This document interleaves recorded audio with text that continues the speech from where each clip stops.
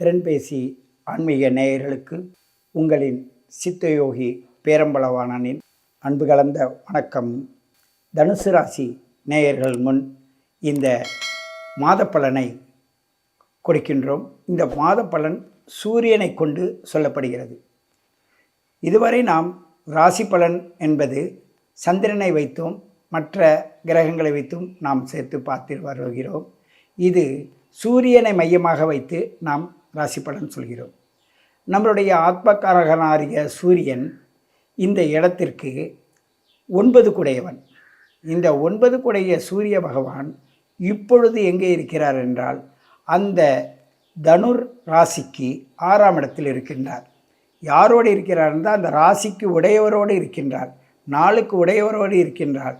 எந்த இடத்தில் இருக்கின்றார்? ரோணரோகம், பிணிப்பீடை, தொல்லை தொந்தரவு, நட்பில் பகை, எதிரியினுடைய தாக்கம் அதிகமாக இருப்பது, கணவன் மனைவி உறவில் பிரச்சனை இருப்பது, உடல் சார்ந்த பிணிப்பீடைகள் உபாதைகள் கொடுப்பது, இப்படிப்பட்ட நிலையில் இன்று இந்த சூரியனும் குருவும் சேர்ந்து அங்கே இருக்கிறார்கள். இந்த தனுர் ராசி மாதாந்திர பலனில் நாம் கவனம் வைத்து வருகிறோம், சூரியனை மையமாக வைத்து.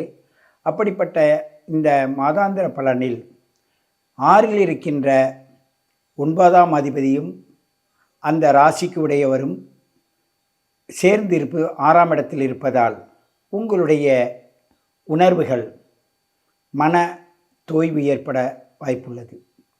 அந்த மன தோய்வை நீங்கள் போக்குவதற்கு சிறந்த ஒரு வழி, எங்கு ஆலமரம், அரச மரம், வேப்ப மரம், மாமரம், இந்த 4 மரங்களுக்கு அடியில் போய் அமருங்கள். அமைதியாக அமர்ந்து ஒரு நல்ல தூங்கி எழுந்திரிச்சு வாங்க. உங்களுக்கு தூக்கம்தான் இப்போ கெடும். அந்த தூக்கத்தை கெடாது இருப்பதற்கு நல்ல தூங்குங்க. இல்லைன்னா சாயங்காலம் ஒரு 7-8 மணிக்கெல்லாம் படுத்துருங்க. நீங்கள் படுத்து தூங்குவதற்கு ஒரு சிறப்பான வழி ஒன்று இருக்குது.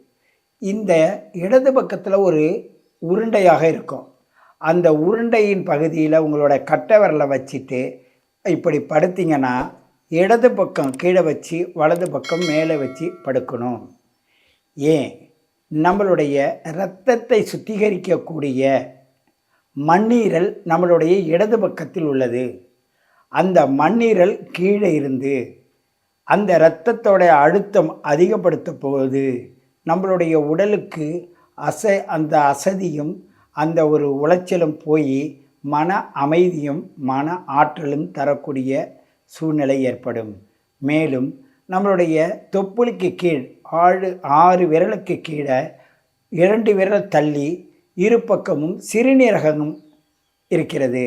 அது ஒன்றன் மீது ஒன்று படிவது போல் அந்த சாய்ந்து இருப்பதால் இதை தான் மகாவிஷ்ணு பள்ளி கொண்டார்னு சொல்லுவாங்க. அப்படிப்பட்ட நிலையில் நீங்கள் படுத்து உறங்க. இடது கையை உங்களுடைய தலைப்பகுதியில் வைங்க, வலது கையை உங்களுடைய மேல் பகுதியில் வைங்க. அப்படியே படுத்திங்கன்னா நல்ல தூக்கம் வரும். இல்லை அரச மரம், ஆலமரம், வேப்ப மரம், மாமரம், அங்கே வேர் இருக்கும். அந்த வேரில் தலையை வச்சு படுங்க. இது வெய்ய காலம் தானே, ஆகையினால ஒன்றும் பெருசாகாது. அப்போ நாங்கள் பெண்களாச்சே, நாங்கள் எப்படிங்க படுக்கிறது? நாங்கள் போய் அங்கே மரத்தடியெல்லாம் படுக்க முடியுமா என்ற ஒரு கேள்வி கூட வரும். பரவாயில்ல, நீங்கள் என்ன பண்ணுறீங்கன்னா அங்கே அந்த வேறு அருகாமையில் போய் உட்காந்து எழுந்திரிச்சுவாங்க. இது எங்கே படுக்கலான்னா கோவில்களில் இருந்தால் அந்த கோவிலுக்கு போகும்போது கொஞ்சம் இளப்பாடுற மாதிரி நீங்கள் போகலாம். இந்த காலத்தில் ஆற்றங்கரை ஓரங்கள் எல்லாம் இருக்கும், அங்கெல்லாம் எப்பொழுதுமே போய் கொஞ்சம் இளப்பாறிட்டு வருவாங்க. அந்த வாய்ப்பு இப்போ குறைவாக இருக்கிறதுனால நீங்கள் எங்கேயோ உங்களுக்கு வசதிக்கு ஏற்ப இந்த 4 மரத்தோடைய காற்று தான் தனுசு ராசி நேயர்களுக்கு அந்த 9 கூடைய சூரிய பகவான் 6இல் போய் நோய் ஸ்தானத்தில் இருப்பதால் அந்த நோயிலிருந்து விடுபட வைப்பதற்கு உதவுவார்கள். இவர்களை உதவுவதற்கு அந்த இயற்கை உதவி செய்யும். ஆகையினால் நீங்கள் இதுக்கு பதில் ஒரு பொம்மையை வச்சிங்க, தலைமாட்டில் வச்சுட்டு படுங்க, இப்படியெல்லாம் பரிகாரம் இல்லை.